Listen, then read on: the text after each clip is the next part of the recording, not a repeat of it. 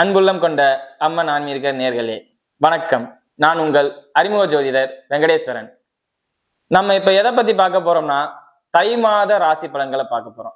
தை மாத ராசி பலன்கள்னா என்ன? அதாவது சித்திரையில இருந்து பங்குனி வரையும் சூரியன் ஒவ்வொரு ராசியில சஞ்சரிக்கும். அதுதான் 12 மாசம் 12 ராசி. இந்த மாசம் மகர ராசியில சூரியன் சஞ்சரிக்கிறார்னா பயணிக்கிறார். அதாவது மகர ராசியில் சூரியன் பயணிக்கும் நேரமே தை மாதம்.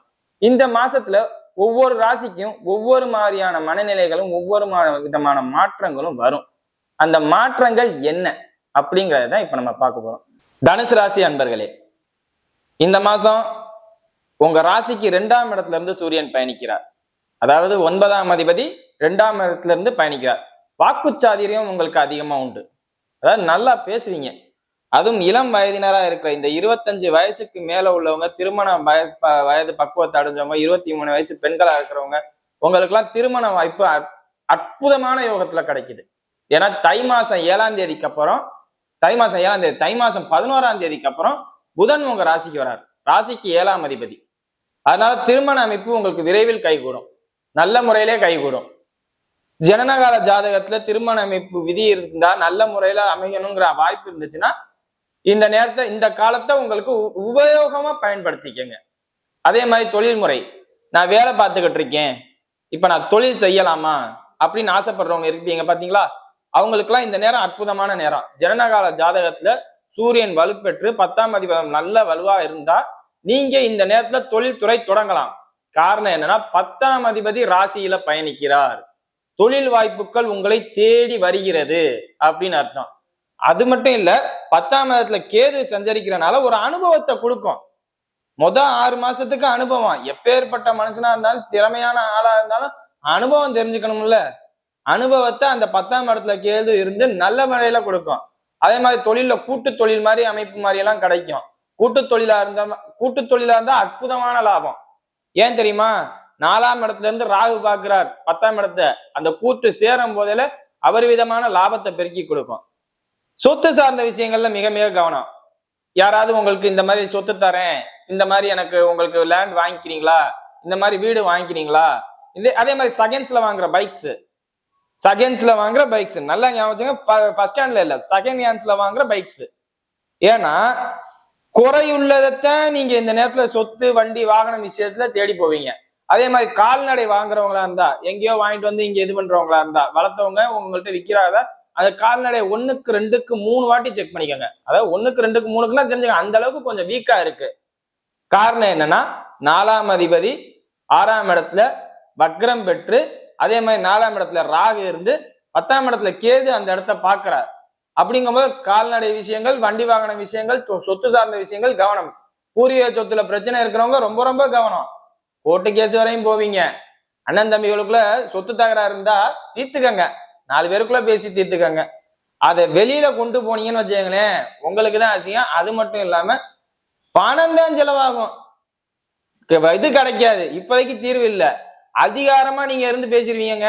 காரணம் என்ன? ராசிக்கு 2ல சூரியன், 9ஆம் அதிபதி 2ங்கிற முழு சப்போர்ட்டும் உங்களுக்கு கிடைக்கும். ஜெயிக்க முடியாது. காரணம் என்ன? 4ஆம் இடத்துல ராசியாதிபதி 6ல வக்ரம். அதே மாதிரி 5ஆம் அதிபதி வக்ரம். அப்படிங்கும் போது பூர்வீக சொத்து, பங்காளி தகராறு, சொத்து தகராறுலாம் இருந்துச்சுன்னா ரொம்ப கவனமா கையாளுங்க. கவனமா கையாள தவறுனால் நிச்சயம் அது கோர்ட்டு கேஸு இந்த மாதிரி இழுத்து விட்டு போயிடும். எதுக்கு வீண் செலவுங்கிறத நீங்க பாத்துக்கங்க. பிள்ளைகள் விஷயத்துல கவனம். அதே மாதிரி வெளிநாட்டுக்கு வேலை பார்க்கறவங்களா இருந்தீங்கன்னா, வெளிநாட்டுக்கு வேலை தேடி போறவங்களா இருந்தா இந்த நேரத்துல ஏஜென்ட்டை நம்பாதீங்க. நேரம் வரும்போது ஸ்டெப் எடுத்தா அது நல்லா இருக்கும். நேரம் வரும்போது ஸ்டெப் எடுக்காம ஜனனகால ஜாதகத்துல செவ்வாய் ஆட்சி பலமும் உச்ச பலமும் இருந்து வெளிநாட்டு போற ராகுதசை நடந்துச்சுன்னா, இல்ல சரராசில இருந்து தசா புத்திகள் நடந்துச்சுன்னா தாராளமா செய்யுங்க. ஜனனகால ஜாதகம் ரொம்ப முக்கியம். ஆனா நடப்புல இப்போதைக்கு ஏஜென்ட் மூலியமா போறேன், நான் அப்படி பண்ணிடுறேன் இப்படி பண்றேன்னு போனா அது கொஞ்சம் ஃபெயிலியர் ஆகும். ஜனனகால ஜாதகம் நல்லா இருந்தா இந்த நேரம் கொஞ்சம் சப்போர்ட் தான் பண்ணுவேன் ஒழிய இந்த நேரம் சப்போர்ட் பண்ணுமாங்கிறதே எனக்கு கேள்விதான். ஜனனகால ஜாதகம் நல்லா இருந்தாலுமே இந்த நேரத்துல வெளிநாடு போறவங்க கொஞ்சம் கவனமா இருந்துக்கோங்க. அதே மாதிரி காவல்துறையில வேலை பார்க்கறவங்க, ஃபயர் சர்வீஸ்ல வேலை பார்க்கறவங்க எல்லாமே கொஞ்சம் எச்சரிக்கையா இருங்க. மேலதிகாரிகிட்ட ரொம்ப கவனமா இருங்க. வேணா உங்களுக்கு இந்த நேரத்துல அதிகாரமா பேசுவீங்க. நம்ம அதிகாரமா எல்லார்ட்டையும் பேசலாம், யார்கிட்ட பேசுறோங்கிறது இருக்குல்ல.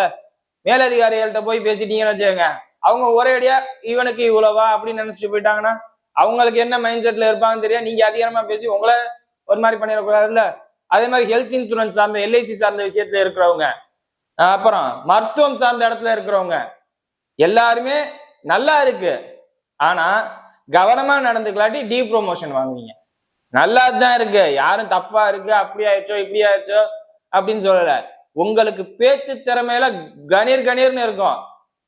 அதே மாதிரி புதுசா ஏதாவது பேப்பர் ஆர்டிக்கல் ரிசர்ச் பண்ணிட்டு இருக்கோம், பப்ளிஷ் பண்றவங்க, எழுத்தாளர்கள், அதே மாதிரி இந்த டிராவல் ஆக் எடுக்கிறவங்க. டிராவல் ஆக்னா ஊர் ஊரா போய் அந்த ஊரை பத்தின செய்திகளை பப்ளிஷ் பண்ணுவாங்க பாத்தீங்களா, அவங்களுக்கு எல்லாம் இந்த நேரம் சூப்பர்.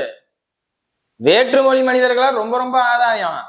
அதே மாதிரி கடன் சார்ந்த விஷயங்கள் உங்களை தேடி வரும். நீங்க இப்ப பேங்க்ல லோன் வாங்குறீங்களா அப்படின்னு கால் வருது பாத்தீங்களா, உங்களுக்கு இந்த நேரத்துல அது அதிகமா வரும்.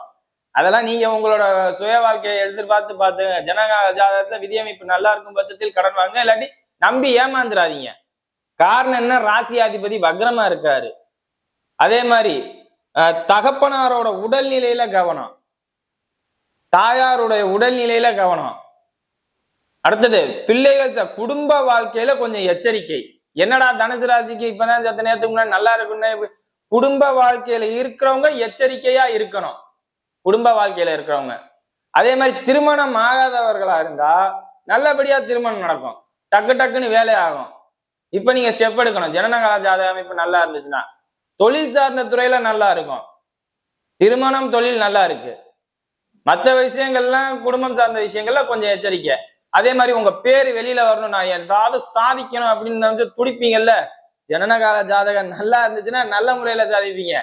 தப்பா இருந்துச்சுன்னா நீங்க எச்சரிக்கையா தானே இருக்கணும். ஏன்னா நமக்கு நேரம் சரியில்லை இல்ல. நேரம் சரியில்லாத நேரத்துல நான் துடிக்கிறேன் சாதிக்கிறேன் அப்படின்னு சொன்னீங்கன்னா உங்க பேர் கெட்ட பேரா தான் வெளியில வரும், பின்னாடி உங்க பேர் நல்ல பேரா மாறிடும். காரணம் என்ன, குரு 7ஆம் இடத்துக்கு வருவார் அடுத்த வருஷம், அந்த நேரத்துல உங்க பேர் நல்ல பேராயிரும். அதுக்காண்டி இப்ப நமக்கு தாம் தூம்னு குதிக்க வேண்டாம், நிதானமா ஜாலியா லைஃபை என்ஜாய் பண்ணி போவோம். அதனால ஒரு தப்பும் இல்லை. இன்னொரு முக்கியமான விஷயம், எதுவும் தப்பான இதுல ஆசையின் பேர்ல மாட்டிக்காதீங்க. ஆசை காட்டுவாங்க நிறைய விஷயத்துல, இப்படி பண்ணா அப்படி இருக்கும், அப்படி பண்ணா இப்படி இருக்கும் அப்படின்னு சொல்லி ஆசை காட்டுவாங்க. இந்த நேரத்துல நீங்க ஏமாற வேண்டாம், தெளிவா இருங்க, கவனமா இருங்க.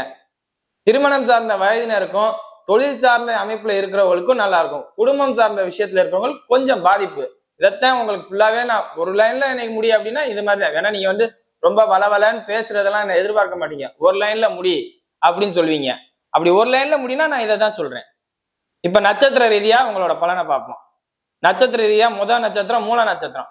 மூல நட்சத்திரக்காரருக்கு தொழில அமோக விருத்தி, நல்ல வேலையாட்கள் கிடப்பாங்க. அடிமட்ட தொழில இருக்கிறவங்களான அந்த மேஸ்திரி சித்தாளு இந்த மாதிரி உள்ள வேலையில இருக்கிறவங்களுக்கு எல்லாம் கான்ட்ராக்ட் நீங்க எடுத்து பார்க்கலாங்க. அதாவது நான் வேலைக்காரனா இருக்கேன் கூலிக்காரனா இருக்கேன்னா நீங்க கான்ட்ராக்ட் எடுத்து பார்க்கலாம். அந்த அளவுக்கு உங்களுக்கு இந்த நேரம் அற்புதமான நேரம். நான் உங்களுக்கு கான்ட்ராக்ட் எடுத்து பார்த்து தரேன், இந்த மாதிரி இன்ஜினியரிங் நம்ம நான் பார்த்து தரேன் அப்படின்னு சொல்லி பண்ற அளவுக்கு ஒரு நல்ல வேலை வாய்ப்பு அந்த தொழில அடிமட்ட தொழில இருக்கிறவங்களுக்குலாம் ஒரு நல்ல வாய்ப்பும் அறிமுகமும் முன்னேற்றத்துக்கான நேரமும் கிடைக்குது. அடுத்தது தொழில்துறையில இருக்கிறவங்களுக்கு நல்லா இருக்கு, வெளிநாட்டுல இருக்கிறவங்களுக்கு நல்லா இருக்கு. அதே மாதிரி ஐடி சார்ந்த நிறுவனங்கள் தனியார் நிறுவனங்கள்ல வேலை பார்க்கிறவங்களுக்கு ப்ரொமோஷன் கிடைக்கும். மூல நட்சத்திரக்காரர்களா இருக்கும் பட்சத்தில், எல்லா நட்சத்திரத்துக்கும் நான் சொல்ல, மூல நட்சத்திரக்காரர்களா இருக்கும் பட்சத்தில் ப்ரொமோஷனுக்கான கூலியா அதாவது வேலைக்கு இருக்கிற மாதிரி உள்ள தன்மையில இருந்தீங்கன்னா ப்ரொமோஷன் நிக்கும். அதே மாதிரி நான் கவர்மெண்ட் வேலையில இருக்கேன் எனக்கு ப்ரொமோஷன் கிடைக்குமான்னு கேட்டா கொஞ்சம் மேலதிகாரிகளிடத்தில் கவனம். நீங்களும் வேலைக்கு இருக்கிறவங்க தான், தனியார் இடத்துல இருக்கிறவங்க வேலைக்கு இருக்கிறவங்க தான். ஆனா தனியாருக்கு ப்ரொமோஷன் உண்டு. நீங்க உங்க ப்ரொமோஷன் மேலதிகாரிகள்கிட்ட கவனமா இல்லாட்டி ஏதாவது தில்லுமுள்ளு பண்ணி விட்டுருவாங்க. அதனால நீங்க எச்சரிக்கையா இருங்க.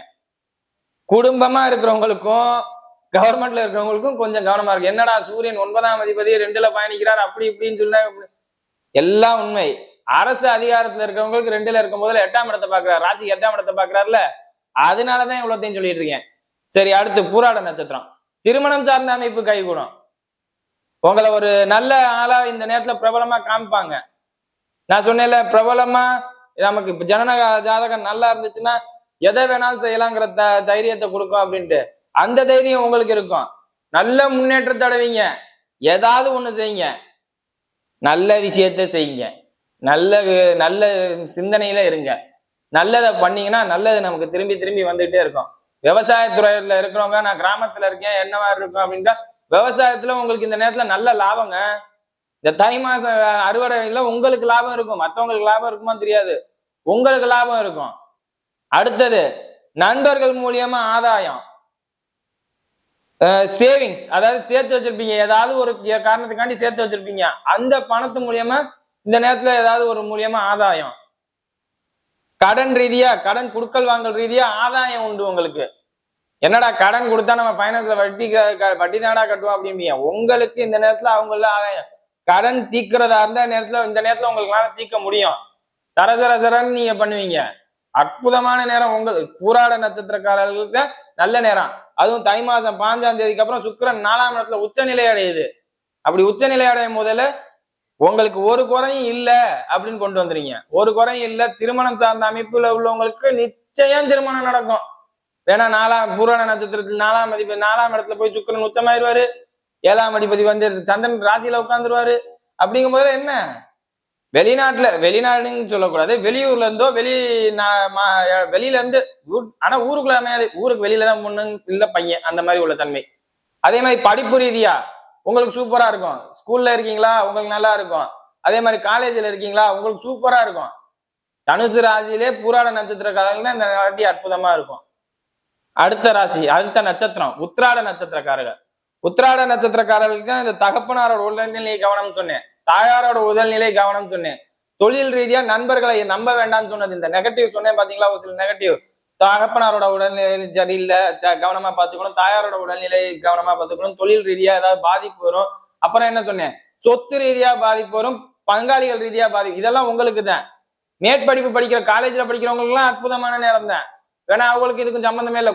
வேணா அவங்க வீட்டுல இருக்க மாட்டாங்க, வீட்டை விட்டு வெளியில வந்துருவாங்க. ஹாஸ்டல்ல இருந்து படிக்கிறவங்களுக்கு எல்லாம் சூப்பரா இருக்கும் படிப்பு. ஹாஸ்டல்ல இருந்து படிக்கிறவங்களுக்கு சூப்பரா இருக்கும். சொந்த ஊர்ல இருந்து படிக்கிறவங்களுக்கு தேவையில்லாம வம்பு வழக்குகளை வளர்க்காம இருக்கிறது உங்களோட கடமைங்க. யாரோ என்னமோ பண்ணிட்டு போறாங்க, நமக்கு எதுக்கு? நம்ம உண்டு, நம்ம வேலை உண்டுன்னு போகணும். இல்ல நான் தான் எல்லாரையும் நிர்வாகம் பார்ப்பேன், நான் தான் எல்லாரையும் கண்ட்ரோல் பண்ணுவேன் அப்படின்னு நினைச்சா அப்ப தலையில உங்க மேல உங்க தலையில நீங்களே பாரத்தை சுமக்க தயாராகிறீங்கன்னு அர்த்தம். உங்க வேலையை நீங்க பாத்தீங்கன்னா நீங்க நல்லா இருப்பீங்க. ஊர் வேலைக்கெல்லாம் நீங்க போக கூடாதுங்க. மற்றபடி நான் ஏதாவது பிசினஸ் தான் ஐடியா இருக்கு, பிசினஸ் பண்ணலாமா, தாராளமா பண்ணுங்க. ஆனா கூட்டாளிகளை நம்பாதீங்க. உங்களோட சிந்தனை, உங்களோட செயல்பாடு, உங்களோட முடிவு, அதுதான் வாழ்க்கையை உயர்த்துமே தவிர மற்ற எதுவும் உயர்த்தாது. வேற நான் என்ன செய்யலாம்? இந்த உத்திராட நட்சத்திரத்துல பிறந்திருக்கேன், எல்லாரையும் கவனமா பார்த்து கொண்டுட்டீங்க, என் வேலையை நீங்க பார்க்க கொண்டுட்டீங்க, அப்புறம் என்ன செய்யலாம்? எல்லார்கிட்டையும் கொஞ்சம் பதுசா போங்க. ராசிக்கு 2ஆம் இடத்துல உங்க நட்சத்திராதிபதி ராசிக்கு 2ல இருந்து 8ஆம் இடத்தை பாக்குறாரு. அதனாலதான் எல்ஐசி ஓரியன்டா உள்ளவங்களா இருந்தா உங்களுக்கு நல்லா இருக்கும், அதையும் சொல்லிடுறேன். அதே மாதிரி டாக்டர்ஸா இருந்தீங்கன்னா உங்களுக்கு நல்லா இருக்கும், போலீஸா இருந்தீங்கன்னா உங்களுக்கு நல்லா இருக்கும். பிரச்சனைக்கு உட்பட்ட தொழிலே வேலை இடத்துல தொழிலா வச்சுட்டு பாக்குறீங்கல்ல, போலீஸு, டாக்டரு, வக்கீலு, அப்புறம் என்ன பிரச்சனைக்கு உட்பட்ட வெளிநாட்டுல இருக்கிறவங்களுக்கு எல்லாம் நல்லா இருக்கும். ஊருக்குள்ள இருக்கிற உத்திராட நட்சத்திரக்காரர்களுக்கு நல்லா இருக்காது. ஊரை விட்டு வெளியில வேலை வேலை வேலை வேலைன்னு சுத்திட்டு இருப்பாங்க பாத்தீங்களா, அந்த உத்திராட நட்சத்திரக்காரர்களுக்கு சூப்பரா இருக்கும். நான் உத்திராட நட்சத்திரம் எல்லாருக்கும் நல்லா இருக்கான்னு சொல்ல, உங்க வேலையை அவங்க பார்த்துக்கிட்டே இருக்கிறவங்களுக்கு எல்லாம் பிரச்சனை இல்லை, மற்றபடி எதுவும் இல்லை. வேற எதுவும் உங்களுக்கு தகவல் தெரிஞ்சுக்கணும், சுயஜாதகம் ஆய்வு பண்ணணும்னா கீழே என் நம்பர் இருக்கு, கமெண்ட் பண்ணுங்க, பேசுங்க. அதே மாதிரி இப்பதான் வீடியோ ஃபர்ஸ்ட் டைம் பாக்குறதா இருந்தா லைக்ஸ் பண்ணுங்க, ஷேர் பண்ணுங்க, கமெண்ட் பண்ணுங்க. நன்றி.